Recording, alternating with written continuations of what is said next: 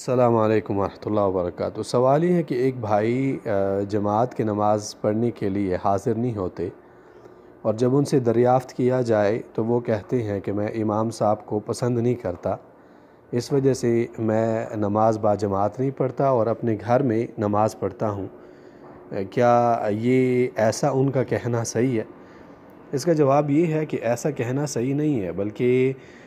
کسی امام کے پیچھے نماز نہ پڑھنے کے لیے یہ عذر بتانا کہ امام کو وہ انسان پسند نہیں کرتا، یہ معقول عذر نہیں ہے۔ اور شریعت میں جو اعذار ذکر ہے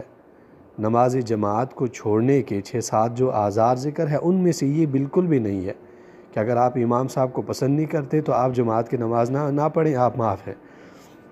بلکہ اگر ایک انسان ایسا کرتا ہے، کسی کے ساتھ دل میں بغض عداوت رکھتا ہے، تو اس کے اعمال جو ہے وہ خطرے میں پڑ جاتے ہیں۔ رسول اللہ صلی اللہ علیہ وسلم نے فرمایا ہے، صحیح مسلم میں حدیث ہے کہ سموار اور جمعرات کے دن اعمال جو ہے قبولیت کے لیے آسمان کی طرف چڑھتے ہیں۔ فَيُغْفَرُ لِكُلِّ امْرِئٍ لَا يُشْرِكُ بِاللَّهِ شَيْئًا، تو ہر اس انسان کے لیے جو موحد ہے، اللہ کے ساتھ شرک نہیں کرتا، اس کی گناہ بخش دیے جاتے ہیں اور اعمال قبول کر دیے جاتے ہیں۔ مگر اس انسان کے اعمال قبولیت کے لیے اوپر نہیں چڑھ سکتے بینہ و بین اخیہ شحناء، جس کے بیچ اور مسلمان بھائی کے بیچ میں اختلاف ہو، حسد ہو، بات نہ کرتے ہو آپس میں،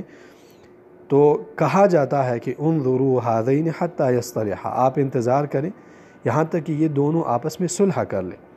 اور صلح میں خیر ہے۔ قرآن کریم میں اللہ فرماتے ہیں کہ والصلح خیر، صلح میں ہی بہتری ہے۔ تو اب اگر مثال کے طور پہ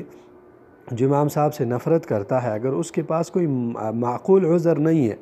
تو پھر تو یہ ہے کہ مطلب انسان اپنے آپ کو سمجھائے اور اس طرح کی باتوں کو عبادت چھوڑنے کے لیے بہانہ نہ بنائے۔ ہاں اگر مثال کے طور پہ کوئی ایسی عذر ہے، شرعی عذر ہے جو امام میں ہے، تو پھر انسان جو ہے امام صاحب کو سمجھائے،